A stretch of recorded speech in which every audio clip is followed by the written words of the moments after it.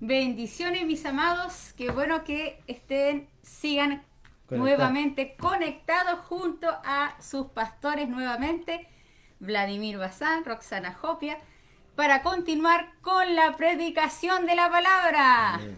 Amén. Exaltar el nombre de Cristo, adorarle y glorificarle. Qué hermoso es poder entrar a adorar, a exaltar a este Dios tan maravilloso que nos ama y nos ama con amor eterno. ¿No es verdad, pastor? Amén. Les doy la bienvenida a todos los hermanos. Buenos días. Tuvimos un inconveniente de poder congregarnos presencialmente, pero sabemos que Dios igual hace la obra. Y gracias, Señor, porque tenemos estos medios también que podemos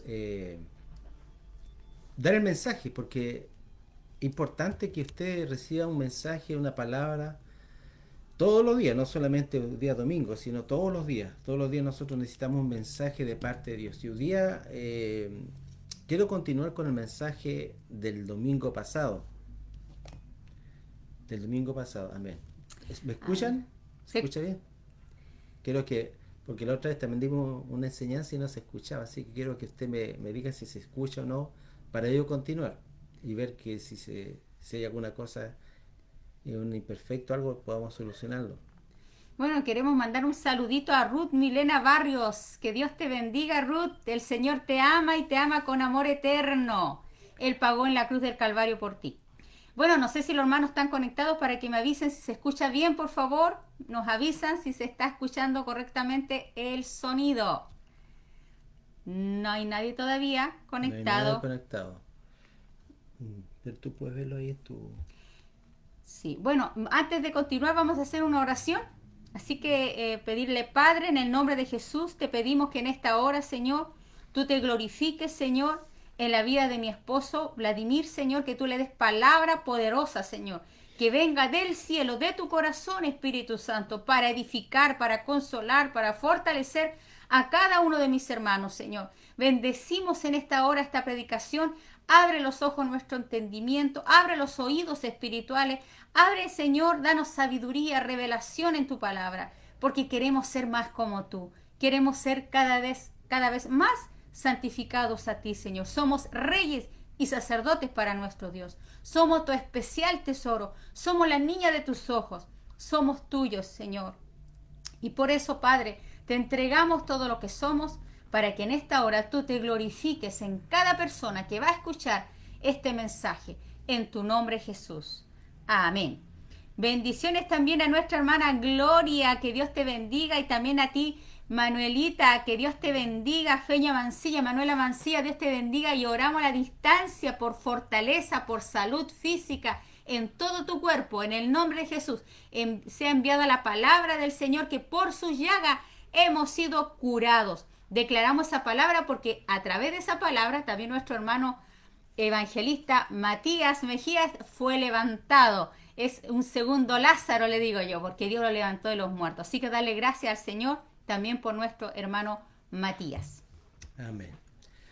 Bueno, hermanos, quiero seguir continuando la palabra que este domingo pasado di con respecto a las aflicciones del justo. Las aflicciones del justo. La Biblia dice que muchas son las aflicciones del justo, muchas circunstancias que enfrentamos. El justo no está exento de la dificultad de los problemas. Habíamos citado Salmo 34:19, muchas son las aflicciones. Y habíamos hablado de quién era el justo, habíamos dicho también que la aflicción produce en nosotros guardar la palabra, nos consuela, para consolar a otro. Una persona que realmente ha padecido puede entender a aquel que está padeciendo. Una persona que... Por eso es que Jesús se puso en cierta manera en los zapatos del ser humano para poder compadecerse. Hay un texto muy maravilloso. Dice la palabra, porque no tenemos un sumo sacerdote que no pueda compadecerse de nosotros, sino que uno fue tentado en todo, según nuestra semejanza, pero sin pecado.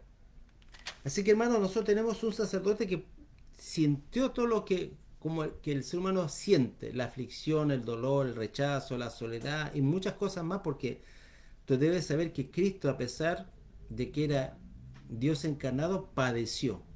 O sea, él, su dolor fue al extremo. Nosotros padecemos a veces cosas, Pero Cristo padeció lo que no se puede decir. Su dolor fue extremo. Era tanto así que cuando se puso a orar en el huerto de Getsemaní, sus gotas eran del tamaño de unas gotas de sangre. O sea, su cuerpo se remeció frente a lo que iba a enfrentar, la crucifixión. Porque ustedes saben que la crucifixión era un instrumento de tortura. No era una muerte inmediata, era una muerte lenta y dolorosa. Bueno, yo he tenido la experiencia de escuchar a algunas personas que están en un proceso de dolor, de enfermedad, y lo único que quieren es morir, porque ya el dolor no lo soporta, es muy fuerte el dolor. Y Cristo tuvo que estar muriendo lentamente, paulatinamente, gradualmente, derramando toda su sangre. Entonces para él eh, no fue fácil. Entonces Él puede entendernos, Él nos puede ayudar, Él nos puede comprender. Por eso es que cuando dice que Dios permite el sufrimiento para que nosotros podamos consolar a otros en el sufrimiento. Esto Dios nos enseña. Todo, mira, Dios todo nos lleva a la práctica. Nosotros debemos ser que Dios es un Dios práctico. Primero nos da la instrucción y luego ya. ¿Aprendiste tu día a perdonar? Ya. Empieza a perdonar entonces a las personas que te han ofendido. Y ahí uno empieza a practicar y empieza a experimentar lo que la Biblia dice. Porque mientras no apliquemos la palabra, no vamos a experimentar lo que la palabra dice. La palabra dice que de su interior correrán ríos de agua viva, pero a veces esos ríos están atascados por muchas cosas, por problemas, y especialmente a veces por el resentimiento hacia unas personas que no han dañado. Entonces, esta es la sabiduría de Dios. Dios nos instruye, nos hace pasar, experimentamos el poder de Dios, experimentamos el poder, la gracia, el perdón, y podemos ser testigos de algo. Un testigo es aquel que está viendo algo, no una persona que vio, escuchó o vino de una tercera mano. No, es una persona que experimentó. Dios quiere que usted experimente a Cristo en su vida diariamente. ¿Y cómo lo experimentamos? De una manera más profunda, a través del sufrimiento, a través del dolor. Entonces hablamos de eso y que también el dolor nos perfecciona, nos va moldeando, nos va capacitando. Entonces, ¿por qué hablo este tema? Porque hoy día a lo mejor hay hermanos que están pasando circunstancias y se cuestionan, y mejor cuestionan a Dios, dicen, ¿por qué me está pasando esto? Entonces, aquí el sufrimiento es parte del proceso que Dios somete al ser humano y mayormente al justo. Acuérdese de Job, que era temeroso de Dios y apartado del mal. No había otro como él. Entonces, tenemos que entender que en la aflicción, el dolor, como recién decíamos el domingo pasado, que significa la aflicción, viene de una raíz hebrea que significa adversidad, aflicción, desgracia, difícil, doloroso, infortunio, maldad, malestar, molesto, quebrantamiento. Todo eso significa la palabra aflicción. Entonces todos estamos pasando eso. Pero hay una aflicción que Dios permite para una perfección, para llevarnos a una madurez. Esa es la perfección que Dios permite. La otra es porque a lo mejor nosotros hemos hecho cosas que no debemos hacer, o puede que el enemigo esté provocando una aflicción. Y ahí tenemos que tener el discernimiento, saber cuándo es el enemigo y cuándo realmente Dios lo está permitiendo. Voy a leer un texto que sale acá en Santiago, porque esto es importante. Dios quiere que usted y yo crezcamos y maduremos. Santiago 1.4 dice: dejad que la paciencia tenga su obra completa para que seáis perfectos y cabales sin que os falte cosa alguna. Perfectos y cabales. Y más arriba habla de la paciencia en diversas pruebas. Entonces la prueba produce paciencia y la paciencia nos perfecciona. Pero también hay algo más profundo, más trascendente, más que no lo estamos viendo hoy, pero que va a venir. Dice la palabra de Dios en 2 de Corintios capítulo 4, versículo 16, dice: por tanto, del 15 voy a leer: porque todas las cosas son para vuestro bien, para que abundando la gracia por medio de los muchos, la acción de gracia sobreabunde por la gloria de Dios. Versículo 16 de 2 Corintios 4, 16. Por tanto, no desmayamos. Más bien, aunque nuestro hombre exterior se va desgastando, el interior, no obstante, se renueva de día en día, porque esta leve tribulación momentánea produce en nosotros una cada vez más excelente y eterno peso de gloria.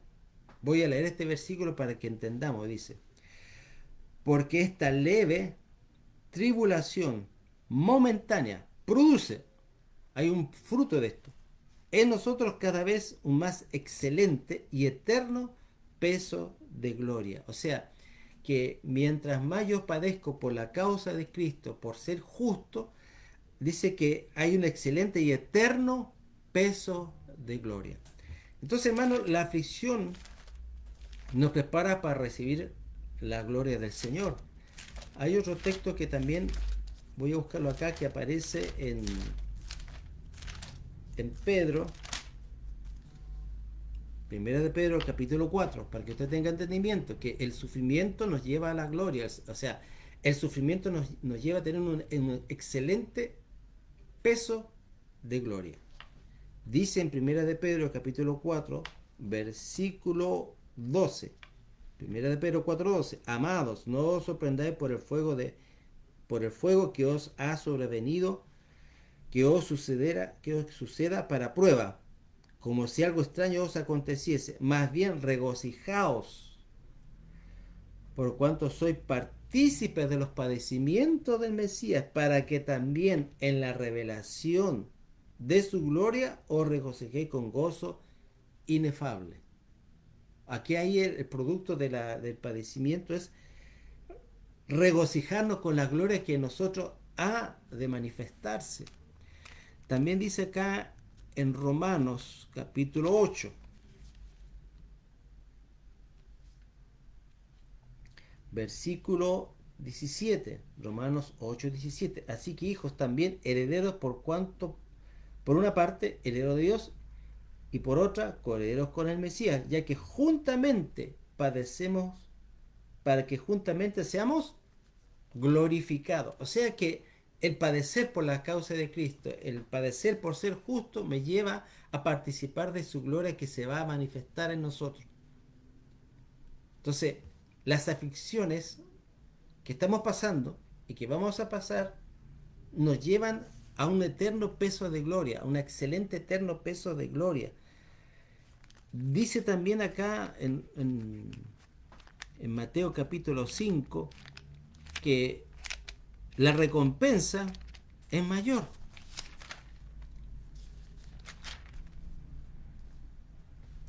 Mateo capítulo 5, versículo 12. Porque si usted lee del verso 10 en adelante, Mateo 5 dice, bienaventurados los que padecen persecución por causa de la justicia, porque de ellos es el reino de los cielos. ¿Se da cuenta? Bienaventurados sois cuando os vituperen y os persigan y digan toda clase de mal contra vosotros por causa de mí.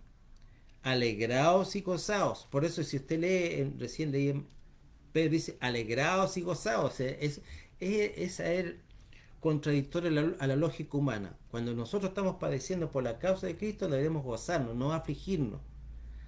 Y dice, alegraos y gozaos, porque vuestro galardón es grande en los cielos. Si usted quiere tener un galardón grande en los cielos, la recompensa que Dios le va a dar a todos aquellos que obviamente se dejaron,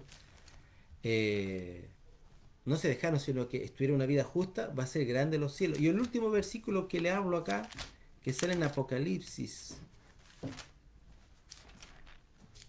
Apocalipsis, capítulo 20, versículo 4. Dice, y vi tronos, y se sentaron ellos, y les fue concedido juzgar. Vi también las almas de los decapitados por causa de los testimonios de Jesús y por causa de la palabra de Dios, y a los que no habían adorado a la bestia ni a su imagen, ni habían recibido la marca en la frente y en su mano, y volvieron a vivir para reinar en el Mesías 1000 años. Esta es la primera resurrección. O sea, vemos que las personas que van a padecer van a gobernar. Van a gobernar. Entonces, amada iglesia, amado hermano, cuando usted esté padeciendo por la causa de Cristo, cuando pase ciertas circunstancias tan difíciles a lo mejor de asimilar, de vivir, memorice, traiga a su mente el versículo que dice, más bien regocijado por cuanto soy participante de los padecimientos de Mesías, para que también en la revelación de su gloria os regocijéis con gozo inefable. Si soy insultado por el nombre del Mesías, soy bienaventurado, porque el Espíritu de gloria de Dios reposa sobre nosotros. Entonces entendemos una cosa. Primero, que va a haber aflicciones, van a haber problemas, me va a llevar a la perfección, me va a durar, pero a la vez en la resurrección y en el milenio voy a ser recompensado. Ahora, ¿cómo yo puedo alcanzar eso? ¿Cómo yo puedo llegar a tener esa fe de poder padecer? Porque para padecer necesitamos creer. ¿Por qué, pastor? Para que me sostenga en el momento de aflicción. ¿Sabe usted que cuando hay padecimiento en nuestra vida, nuestra fe es probada? Mientras más padecemos por la causa de Cristo, por ser cristianos, nuestra fe se va perfeccionando, se va puliendo. Lo dice así la palabra en 1 de Pedro 1, bien claro. 1 de Pedro, capítulo 1, verso 6. Ahora, por cuanto es necesario, estáis siendo un poco afligidos. Aquí habla un poco. Por diversas pruebas, para que la prueba de vuestra fe, ¿que Dios está probando? ¿O que Dios está perfeccionando? Nuestra fe. La prueba de vuestra fe, mucho más preciosa que el oro, el cual, aunque perecedero, es probado por fuego, se hallada en alabanza y gloria y honra en la revelación de Jesús el Mesías.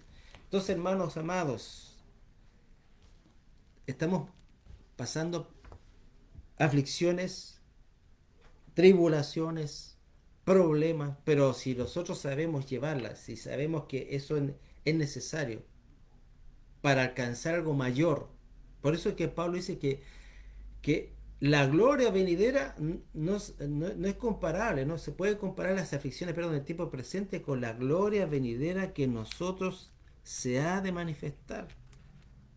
Pablo tenía esa convicción muy fuerte y eso fue lo que lo sostuvo, porque Pablo padeció muchas aflicciones.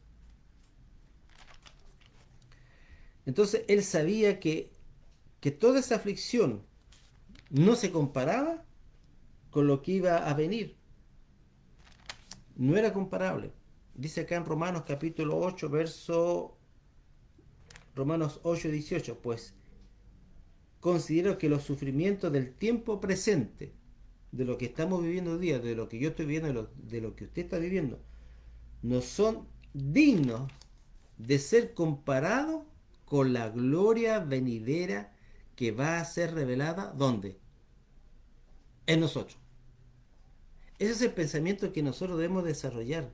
Y eso significa metanoia, cambiar la manera de pensar. Cuando yo empiezo a entender que las aflicciones que permite Dios me están llevando a conocer más a Dios, a que mi fe vaya siendo probada, me va dando carácter, me va llevando a la perfección, yo ya no me quejo, ya no busco las 5 patas al gato, no busco un chivo expiatorio para echar la culpa al otro, sino que entiendo que todo lo que me pase hay un plan divino, que a medida que yo voy caminando y a medida que voy leyendo la Biblia y a medida que yo me dejo guiar por el Espíritu, Él me da entendimiento.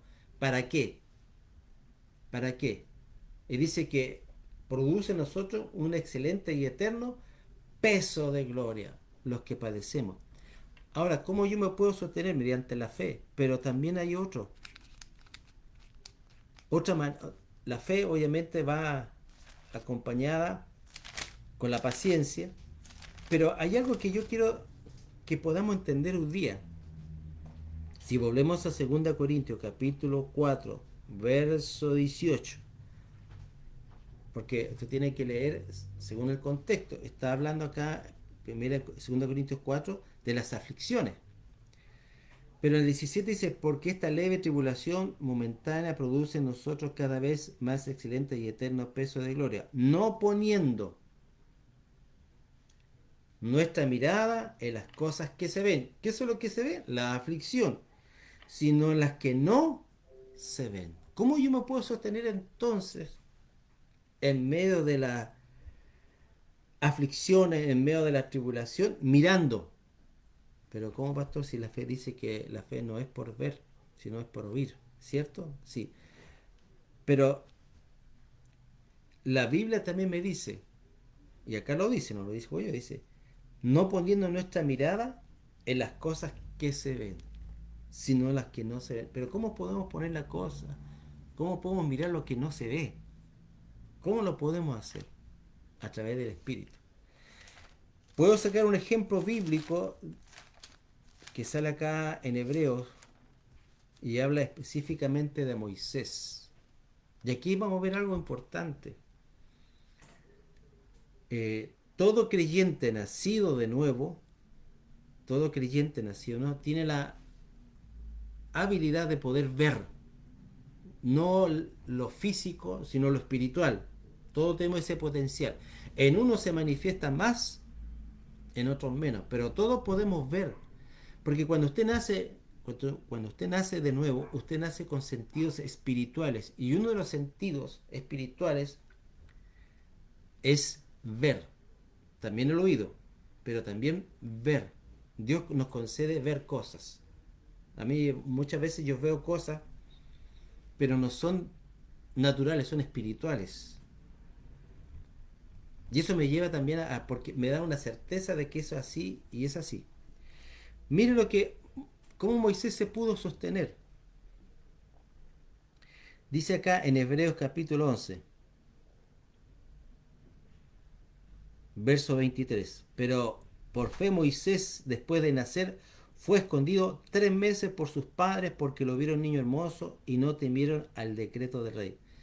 Por la fe Moisés, ya grande, rehusó ser llamado hijo de la hija de Faraón, escogiendo antes padecer aflicción con el pueblo de Dios que tener el gozo temporal del pecado. O sea, que Moisés escogió en base a la fe.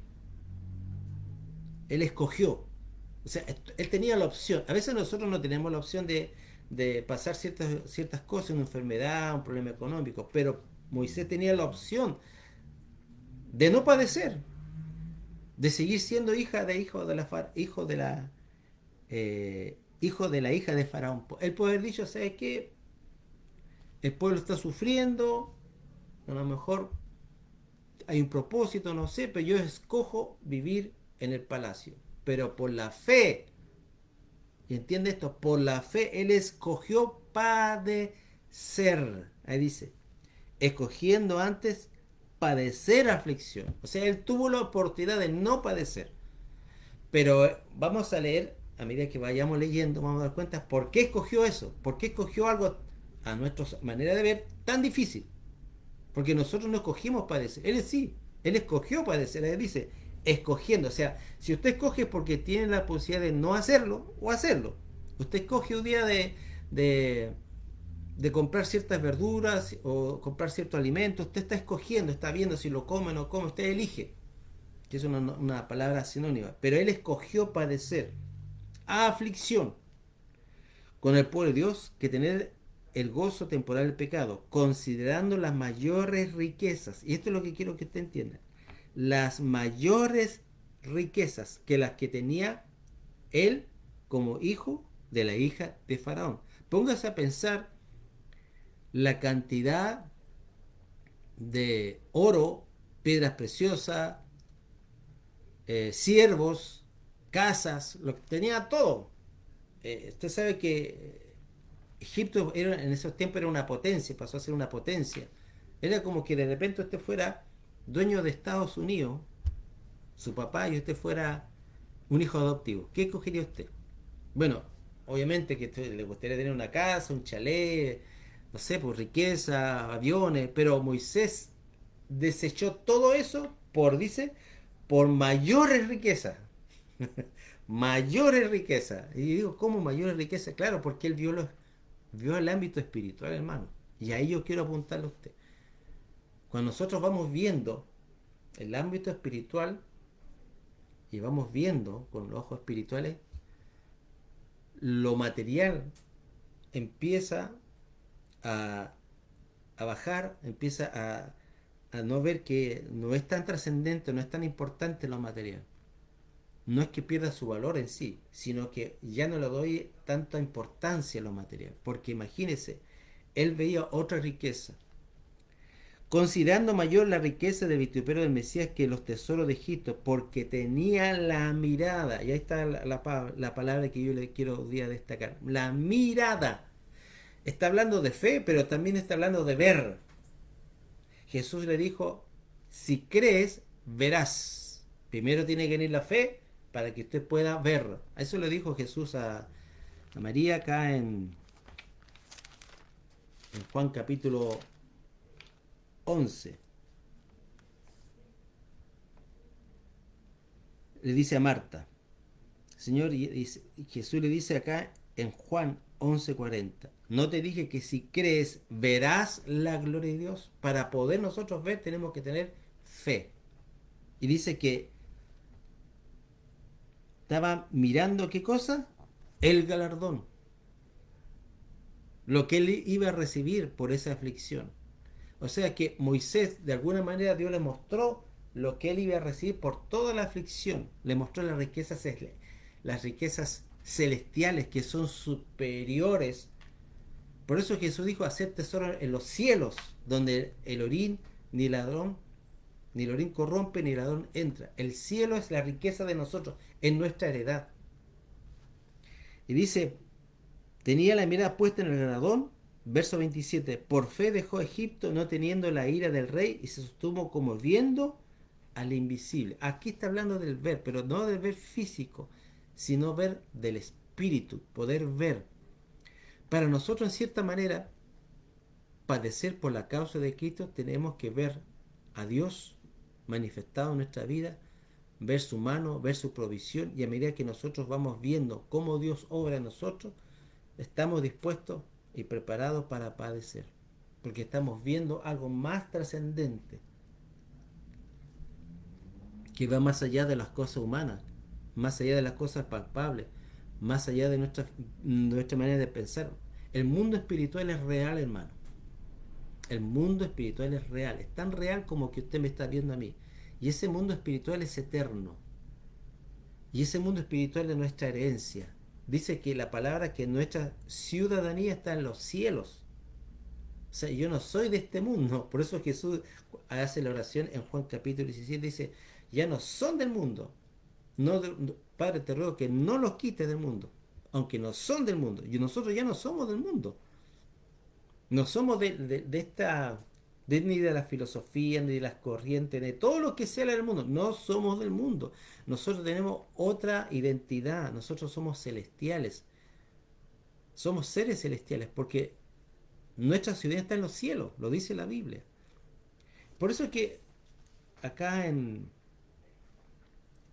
Colosenses, yo quiero que veamos un poquito acá, Colosenses, cómo me dice la Biblia que yo tengo que ver estas cosas. Colosenses capítulo 3. Voy a... Si me tienen paciencia un poquito. Colosenses capítulo 3. Lo que dice la palabra acá. Puesto que ustedes fueron resucitados con Cristo de la muerte, busquen las cosas del cielo, donde está sentado a la derecha de Dios. En otras versiones dice, ponga la mirada en las verdades del cielo. En la versión Nueva Biblia Viva dice, fijen la mirada en las cosas de arriba. La Biblia de las Américas dice, Busca las cosas de arriba.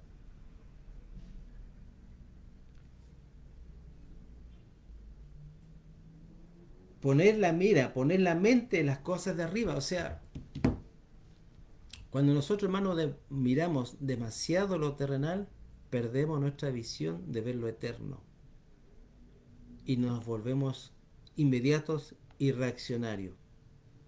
Eso es lo que le pasó al pueblo de Israel. El pueblo de Israel vio con los ojos naturales y el diablo le aumentó lo que vieron, pero dos hombres vieron con los ojos de Dios. Una de las cosas que yo le pido a Dios, ver como Dios ve. Dios tiene una mirada totalmente diferente en muchas circunstancias que nosotros padecemos. Y cuando usted empieza a ver como Dios ve, usted entra en una, ¿cómo se puede decir? Un nivel de victoria, un nivel de paz. Usted puede entender muchas cosas, usted vive reposado, pero con seguridad en el Señor, porque está viendo cómo Dios ve las cosas. Y la Biblia me dice que no debemos poner la mirada en las cosas terrenales. La Biblia dice que no debo yo poner las cosas temporales, sino tengo que poner mi mirada en las cosas celestiales. Y cuando yo empiezo a ver las cosas celestiales, puedo sostenerme en la aflicción. ¿Cuál fue uno de los pecados que cometían los fariseos en el tiempo de Jesús? Es que ellos no veían, pero era un juicio para ellos. En Juan capítulo 9, verso 39 dice, Jesús dijo, para juicio ha venido a este mundo, Juan 9:39, a fin de los que no ven, vean, y los que vean, sean cegados. Yo este versículo no lo entendía muchos años atrás, pero cuando el hombre pecó, los ojos fueron abiertos al pecado. ¿Me entiende? Y eso nos impedía conocer a Dios. Pero cuando Jesús vino, nos dio poder mirar como Dios ve, y la gente que veía, en este caso, que eran los fariseos, no veían. Qué triste ver. Por eso es que ellos no podían reconocer a Jesús, porque no tenían la capacidad de ver, porque dice acá en Juan 9:39, Jesús dijo, para juicio he venido a este mundo, a fin de que los que ven, ¿qué tenían que haber visto? ¿Quién tenía que haber sido los primeros que habían reconocido al Mesías? ¿Quién eran? Los fariseos, los saduceos, todo el séquito de gente religiosa. Ellos tenían que haber visto a Jesús y haberse arrepentido inmediatamente, pero no fueron. Tenían su vista física, pero no podían ver espiritualmente a Cristo. Dice, vean, a fin de que los que ven no vean, y los que ven sean cegados. Los que realmente tenían que ver fueron cegados, y los que no veían, en este caso todos los pecadores, sus ojos fueron abiertos. No sé si se puede entender. O sea, la gente que necesitaba, o sea, la gente que tenía que reconocer al Mesías, no lo reconoció. Sus ojos espirituales fueron cegados. Pero la gente que tenía sus ojos cegados por el pecado, le fueron abiertos para que se arrepintieran. Esto lo podemos ver acá en Mateo capítulo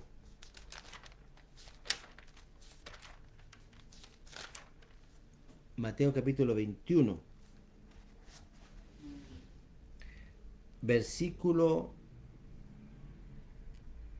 32. Mateo 21, 32. Dice, porque vino Juan a vosotros en camino de justicia y no le creíste, pero los publicanos y las rameras le creyeron.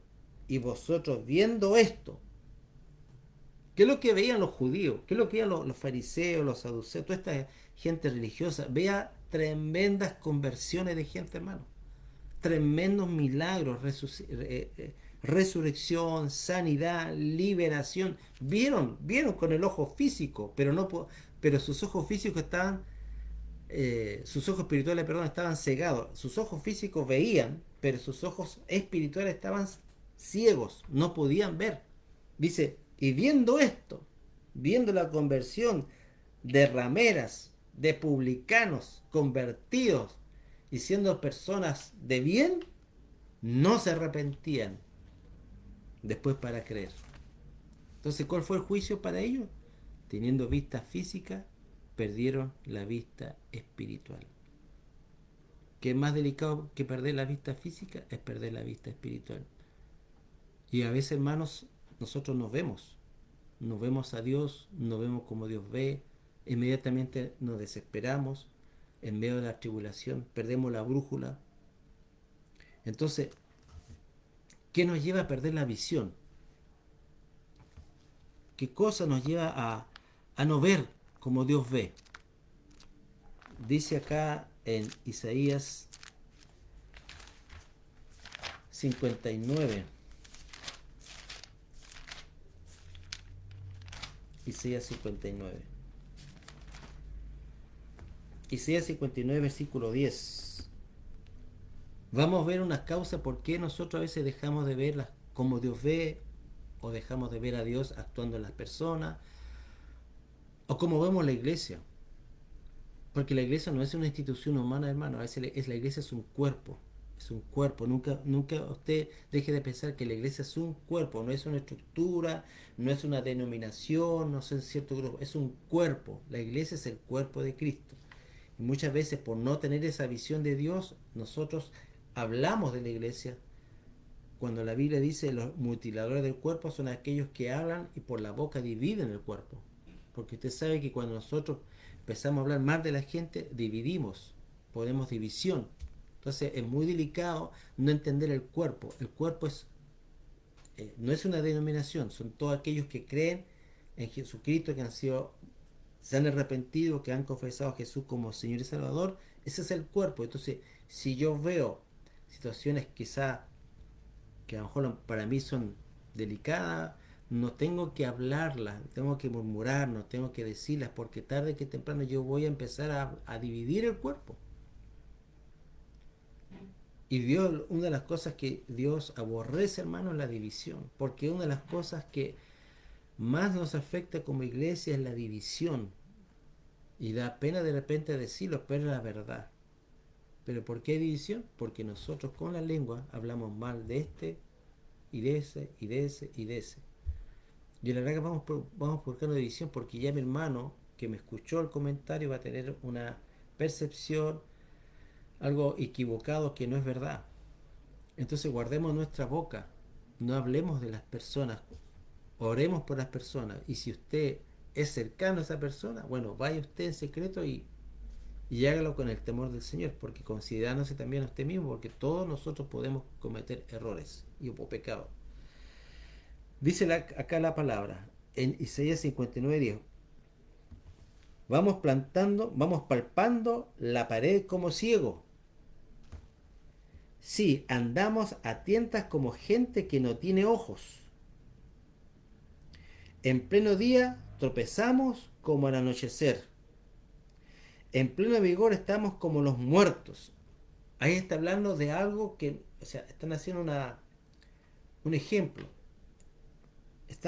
Andamos como ciegos, palpando, no podemos ver. Por eso una de las desgracias más grandes que puede tener un hijo de Dios es no dejar de ver a Dios actuando en las personas, dejar de ver cómo Dios ve. Pierden la visión. Bueno, ahí voy a ver otros versículos si es que me da la hora de por qué a veces no vemos como Dios ve. Una de estas causas es esto.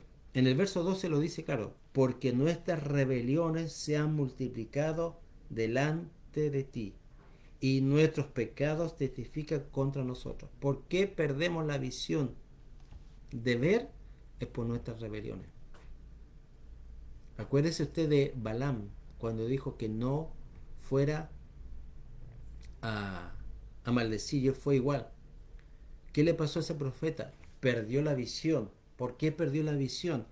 Porque cuando él iba por un sendero, la burra se detuvo porque el animal está viendo al ángel. Pero el profeta, que una de las características de un profeta es que tenga visión espiritual, no veía al ángel. ¿Por qué? Porque la rebelión nos ciega nuestra vista espiritual. Y Dios se puede estar manifestando, pero por mis pecados de rebelión, que es uno de los pecados más abundantes a veces en el pueblo de Dios, no puedo ver. Entonces nosotros podemos estar enseñando, ministrando, puede bajar la presencia de Dios, quizás hermanos pueden ver quizás ángeles, escuchar, Pero la gente que está en rebelión a Dios y a la palabra, sus ojos quedan nublados, no ven. Entonces usted le puede estar hablando a un ciego espiritual y no entender, aunque usted le hable bajo la unción. ¿Por qué? Porque el pecado ciega nuestra visión espiritual. Y es delicado, hermano, cuando uno pierde la visión. ¿Sabe por qué? Porque nos ponemos a mirar cosas muy detallistas y nos volvemos críticos de los demás, nos volvemos religiosos. Por eso es que Jesús dijo, ciegos guía ciego, le decía a los fariseos. ¿Por qué? Porque cuando yo me pongo religioso y empiezo a criticar que a usted le faltó, no sé, cantar esta canción o no sé, por lo que de repente el religioso siempre busca los detalles y porque usted no busca esos detalles, usted está mal. Entonces cuando Jesús dijo, ciegos guía ciegos, ellos ya no estaban viendo, no estaban viendo. No estaban viendo a Cristo resucitado, o sea, no estaban viendo a Cristo, o sea, al Mesías, y perdieron la visión de ver. Y hay personas que son, bueno, que se dicen o que son cristianas y no ven que están haciendo mal su obra, no ven que a lo mejor no están ministrando la palabra bien, no ven muchas, lo peor es que no ven los errores de nosotros. Ese es el peor error que podemos cometer. Por eso es que nosotros tenemos que tener también a alguien que nos diga cuando estamos equivocados. Necesitamos eso. Todos tenemos un punto ciego. Usted sabe que el punto ciego esto maneja no lo ve. Por mucho que mire para atrás usted no ve el vehículo. Y tenemos un punto ciego. Entonces, de acá, ¿qué nos impide ver? La rebelión, el pecado. Otro versículo que sale acá en Lamentaciones. Por eso es que a veces a la iglesia le falta ver las cosas de Dios como Dios las ve.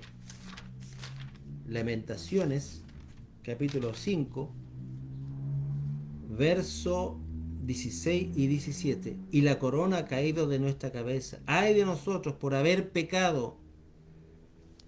Por esto nuestro corazón está enfermo, por esto se nublan nuestros ojos. ¿Qué es lo que hace el pecado? Nubla nuestros ojos. No vemos. Y más de una ocasión, yo he visto hermanos que están ciegos, no ven, y siguen haciendo lo mismo. Y por mucho que le hablemos, siguen ahí. ¿Por qué? Porque mientras nosotros no dejemos el pecado, nuestra vista espiritual se acorta. No veo ya. No veo. También dice la palabra acá en Primera de Juan. Primera de Juan. Capítulo 2. Verso 9. El que dice estar en luz y aborrece a su hermano, está en tinieblas. ¿Qué es andar en luz? ¿Qué es andar en luz? Es andar en amor. Si usted dice que anda en luz y usted anda aborreciendo, usted no está en luz. Aunque lo digan sus labios, aunque usted lo piense. Porque la luz se manifiesta en el amor. Donde hay amor verdadero, donde está el amor de Cristo, hay luz. Donde no está el amor de Cristo, no hay luz. No se mezcla. Un poquito de luz, un poquito de tiniebla, no. O es luz o es tiniebla. Y dice, el que ama a su hermano permanece en luz. ¿Se da cuenta? El amor es sinónimo de luz. ¿Qué es lo que el diablo quiere atacar en nuestra vida? Es dejar de amar primero a Dios y segundo al hombre. Para que andemos ciegos. Voy a repetir esto. ¿Qué es lo que pretende el diablo cuando en nosotros tenemos resentimiento, rencor? Es cegar nuestros ojos y no andar en luz.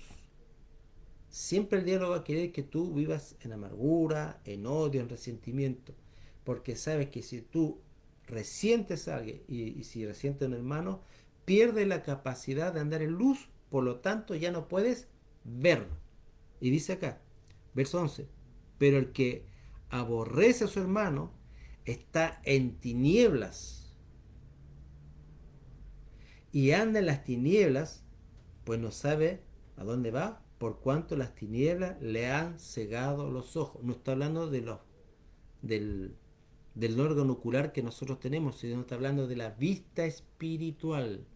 La vista espiritual se te ciega cuando hay rencor en nuestro corazón. Dejamos de ver, dejamos de percibir.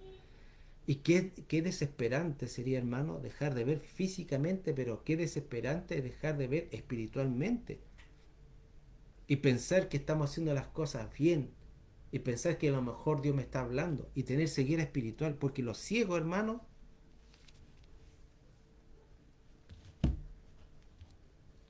no pueden ver. No pueden ver. Entonces es delicado, hermano, que perdamos la visión espiritual por el pecado. El pecado nos lleva a perder la visión espiritual. La Biblia dice seguir la paz y la santidad, sin la cual nadie verá al Señor. Entonces yo, para mantenerme en la aflicción, debo creer, pero también necesito ver. Como Moisés dice que él miró lo invisible, miró lo que trasciende, lo que está más allá del velo humano. Y cuando nosotros vamos entrando en ese mundo, o nos vamos abriendo a ese mundo, porque usted y yo no somos de este mundo, pero tenemos la capacidad de entrar en un mundo espiritual y en poder empezarlo a ver, mi fe va a crecer, porque voy a entrar por medio de la fe a una realidad. Dios nos quiere llevar a una realidad por medio de la fe. Cuando nosotros creemos, de alguna manera tocamos el mundo espiritual y lo traemos. La oración de Jesús dijo: venga tu reino. El reino es espiritual, hermano, no un reino físico. Obviamente en el milenio va a ser físico, pero cuando yo empiezo a caminar en fe, sé que estoy siendo afligido, Dios me está probando, Dios está probando mi fe, me está perfeccionando, y me mantengo viendo, voy a poder ver lo que realmente Dios tiene para mi vida. Por eso es que muchas veces, o algunos hermanos, pierden la visión y se desaniman, y ya no ven a Cristo, ya no creen en el Señor, porque se decepcionaron, dejaron de ver. O cuando nosotros ponemos nuestra vista en el hombre, en tu papá, en tu mamá, en un pastor, en una iglesia o en quien sea, y esa persona falla, inmediatamente dejamos de creer. Nuestra vida siempre, hermano, siempre, y la Biblia lo dice, puesto los ojos en Jesús. Y hay otra cosa, pues los ojos espirituales, hermano, no está hablando del ojo físico, porque con el ojo físico no podemos ver, es imposible. Tenemos que tener los ojos espirituales para poder ver. Entonces, para mantenernos en medio de la aflicción, en medio de la circunstancia, necesito yo ver a Dios en mi vida y ver como Dios ve. Esas dos cosas son necesarias hoy día, porque la iglesia hoy día tiene que caminar viendo y oyendo lo que el Padre está haciendo. Me salió un esfuerzo. La iglesia hoy día tiene que caminar viendo y oyendo lo que el Padre está haciendo en el mundo, en tu vida, en la iglesia. Póngase en la perspectiva de Dios, nunca se ponga en la perspectiva humana. La perspectiva humana siempre es abajo, siempre es lo terrenal. Cuando usted se pone en otro nivel, la parte de espíritu, cuando el espíritu abre el entendimiento, es diferente cuando usted ve a una persona en un mismo nivel, o una tierra, un terreno, a cuando usted se sube en una torre, en un edificio. Usted puede tener una amplia visión y puede ver muchas cosas que en la visión humana usted nunca puede ver. Humanamente nosotros no podemos ver eso, pero cuando usted se posiciona, cuando usted cree lo que la Biblia dice, que usted está sentado en lugares celestiales, cuando usted cree en un mundo espiritual, y en ese mundo espiritual la visión es amplia, es hacia abajo, porque cuando usted se pone en el plano de Dios, Dios siempre ve hacia abajo, ¿me entiende? Y ve ahí al ser humano. Y esa es la perspectiva de Dios. La perspectiva de Dios siempre es vencedor. Se lo hago por experiencia. Y una de las cosas que, para terminar, la visión que tuvo José. Porque cuando nosotros empezamos a, a caminar con el Señor, nosotros inmediatamente cambiamos la mirada. Ya no miramos como el mundo, como antes, como yo era viejo. Y esto le pasó a José. José fue enviado, o sea, fue vendido, fue hecho esclavo, estuvo en la cárcel, pero él entendió y empezó a ver a Dios. Y esto es el deseo el deseo de mi corazón, que usted vea a Dios en el medio de las circunstancias que Dios está obrando. En medio del problema Dios está obrando en tu vida. Dice acá en Génesis capítulo 45, y esta es la visión de Dios. Génesis 45:5. Ahora pues, no entristezcáis, ni no os enojéis con vosotros mismos por haberme vendido acá, pues para preservación de vida me envió Elohim delante de vosotros, porque ya han habido 2 años de hambruna en medio de la tierra, y aún quedan 5 años, acuérdense que eran 7, en que no habrá siembra ni siega, pero por eso Elohim me envió delante de vosotros. Esta es la visión que nosotros debemos tener. Digo, usted, mire, todo lo que me hicieron ustedes era un plan divino para preservación de vida. Él pudo entender y pudo ver cómo Dios ve. Vio el final de la película. Nosotros vemos el inicio y ya estamos aburridos. Lo único que queremos es que lo vuelvan a echar. Pero cuando usted empieza a ver como Dios, usted ve el final. Y dice, para preservación, un remanente en tierra para darnos vida por medio de una gran liberación. Eso es ver a Dios. Si usted ve a José, jamás se amargó, ni por la traición, ni porque lo dejaron solo, ni porque no vio a su madre morir, ni porque fue a un lugar extranjero. No se amargó. Si usted ve a José, él pudo entender todo el plan y el propósito que Dios tenía para con él, y él no se amargó.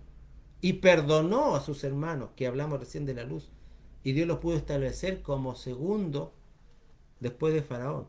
Incluso dice que era como padre de Faraón. Amén. Amén. Amén. Le damos la gloria al Señor, amados, por esta transmisión y por estar junto a nosotros aquí en su iglesia Herederos del Reino Online. Queremos mandar un saludito a nuestra hermana Fredita, mamita Shela, un besito a Manuelito que nos está viendo también, y pronto vamos a estar ahí con ustedes, quizás en 2 o 3 semanitas, y vamos a ver. Dios sabrá. Dios sabrá. También un saludito a Teresita, que Dios te bendiga, a Teresita Brizuela, a David Tolosa, que también nos está viendo. También queremos mandar un saludito a mi papito Fermín, que le amamos mucho y estamos orando para que siga sanito, sano en el nombre del Señor. También bendecimos a Gladys Méndez, a hermana Gloria Ortega, desde Quilpué, Villa Alemana. Que Dios les bendiga, amados. La paz de Dios sea sobre cada uno de ustedes. Amén. Amén. Bendiciones.